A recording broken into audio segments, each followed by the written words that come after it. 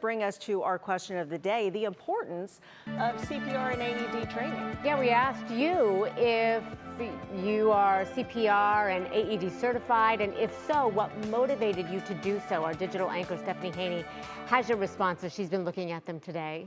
Steph, good to have you here. Yes, great to see you all. What are they saying? Well, I have to say, first of all, it was great to see how many people actually said they had the certification.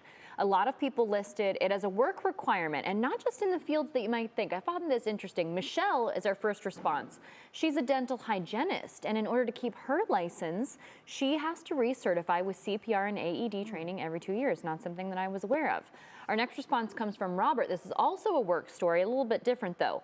He witnessed a man choking and turning blue while working in food service. And he said his wife was beating on his back by the time he got to the table and the food came out, but that motivated him to get certified a week later and does it every time that it's due. Just incredible there. Now for Lydia, she decided to do it when she was diagnosed with a heart condition at the age of 25. Very personal there. She wanted to learn how to save a life. And for Karen, she had cardiac arrest herself when she was 2001, and her youngest daughter was not even a year old at the time. She said CPR helped save her life so she could raise her girls.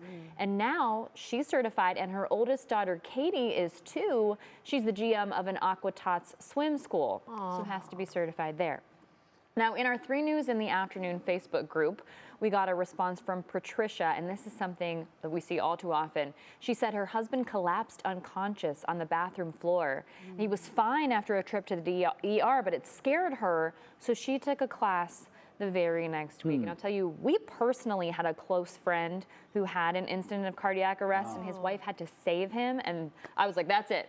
We're taking a class. We're getting it done. Yeah, so very good. We did that here at the station, and we I got in on that. Yeah. We had station-wide training through the Red Cross. You can contact the Cleveland Red Cross if you're interested as an organization. And I don't know about you, Stephanie. My big takeaway was how hard you have to do those compressions. That I mean, I actually bruised my right hand because of how hard. And somebody said if you're not breaking a rib, you're actually not doing it right. I don't know if that's true.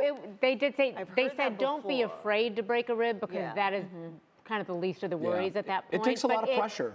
It takes a lot of strength, and I have to say, kudos to the businesses that make it available to us. Absolutely. Because it's a 4-hour class, right? And it's not it took a while. inexpensive. There is a cost associated with it too, you know, so that's a factor. So thank you to businesses that I'm wondering if the Damar Hamlin situation that unfolded in a very public way on national television on a Monday Night Football game, if that spurred a lot of folks to say, you know what? So it must have it played some part in you. It was very public. We talked about it every day for a week. And it's good to see that a lot of positive came from what was a real life scary situation. Well, and I think when you're talking about athletes who you believe to be in phenomenal shape and monitored, and you see this happening to them, you go, can happen to okay, anybody. yeah, we're just not, we're not immune to this. Nope, we're not invincible. Stephanie, thank you. Thanks, Steph. So.